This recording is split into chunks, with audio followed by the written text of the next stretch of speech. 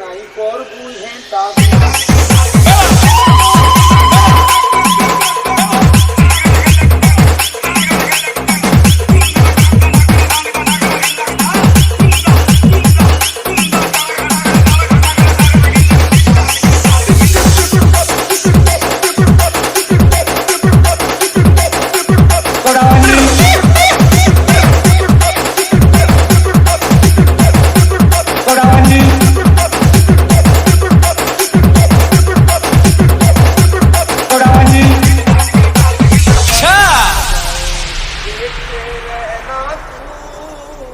चाहते रहना तू जाने मन। म्यूजिक दिया हमारे बम्बई के काटाबानी का मोतीलाल।